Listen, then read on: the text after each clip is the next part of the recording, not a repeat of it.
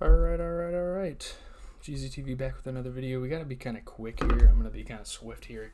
Make this like a 10-minute video, maybe even 5. Probably not. That's probably not gonna be possible. But we were talking about the music that dropped this week. It already happened, of course.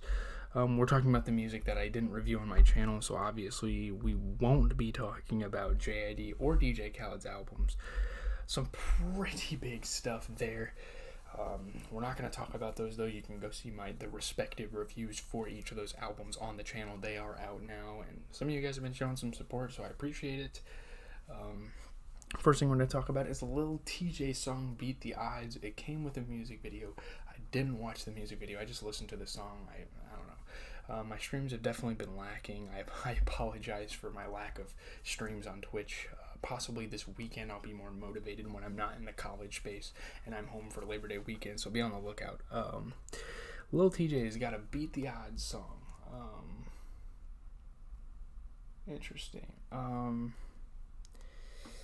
He just got back from he just recovered from a gunshot wound, and people were praying for him, and he's come back as a big cultural occurrence in rap. Lil Tjay's a pretty big deal, man. If I say so myself, he's definitely something. He's somebody. He's had some big songs in the past. When something happens like this, it's hard to bounce back, and he comes back. He gives us a song. It's kind of forgettable, but it's great to see him back making music.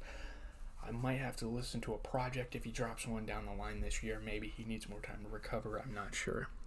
Quavo and Takeoff.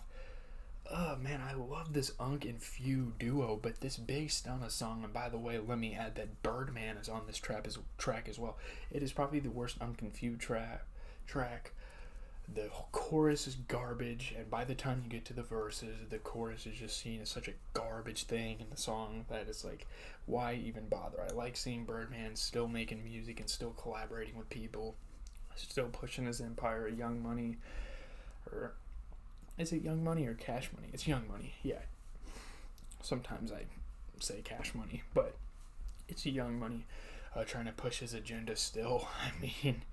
Over 15 years later, and he's, maybe even more than that, maybe even 20 years. I don't know. I don't really know when he started that, but still, this doesn't change the fact that this song is really not that good. Offset and Moneybagg Yo, speaking of the Migos have been everywhere, with 2 members splitting off and then one guy going into a solo career. They're all over the rap headlines, dropping tracks.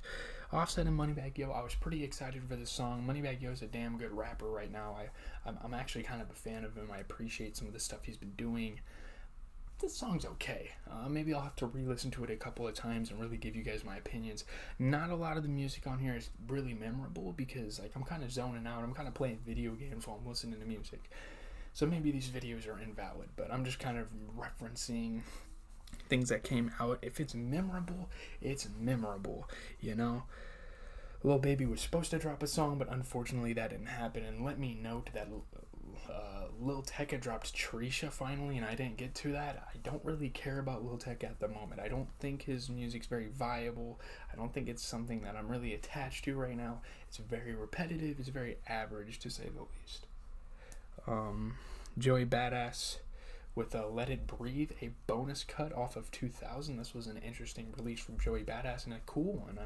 I appreciate him dropping more tracks. 2000 didn't really age that well. I'm not really listening to it. It's not in my rotation. You can say that about a lot of music. This track, it definitely fits the vibe of 2000. It doesn't really need a separate release from the album. It definitely feels like a bonus cut. It definitely feels like, while listening to the song, I was like, yeah, this was definitely during the 2000 recording session. It was either a throwaway or an album that he just didn't quite want on the record at the time. But yeah, Lil Nar and Chief Keef. This was a pretty good song. Almighty Nar, Lil Nar and Chief Keef. They've been industry friends for quite some time. Just haven't really made mention of it that much. But they've worked on songs in the past. I think they had a song with Ski Mask. It was Ski Mask, Lil Nar, and Chief Keef, if I'm not mistaken. Guys, this video is going to be quick. I'm flying through tracks. DDG, If I Want You. I don't know, man. I'm just kind of mentioning stuff that came out this week. So if you guys want to check it out, I'm kind of just advertising stuff that came out. DDG, If I Want You. He's got a project coming out. The former Pontiac made DDG, the YouTuber rapper, one of the more successful YouTuber rappers at that. He got a new song coming out, and he's got a new album coming out. So I don't know if I'm going to check it out. I don't know if he's really worth my listen. I'm sorry, but it is what it is. Pierreborn came out with Good Movie. We saw a track list for an album he's releasing. I'll have to actually... I think Don Tolliver's on the...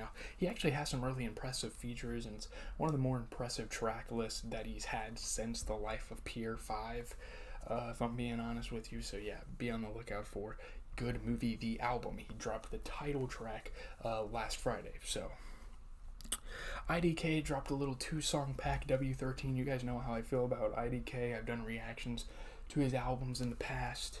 I think they're great. I think he's a good artist. I think he's very revolutionary. He's a renaissance man. I mean, he makes good music. He takes inspirations from his colleagues and he just runs with it, and it's awesome. So yeah, he had some Young Thug references on the tracks. 88 Glam dropped an album. I thought this was interesting. I've heard of 88 Glam in the past, but not my favorite. They have a cool style. I listened to this album to kind of refamiliarize myself with their style. You know, with the 3 tracks I listened to the track with Quando Rondo, Rich the Kid, and Wonder Girl. They were alright. Nothing.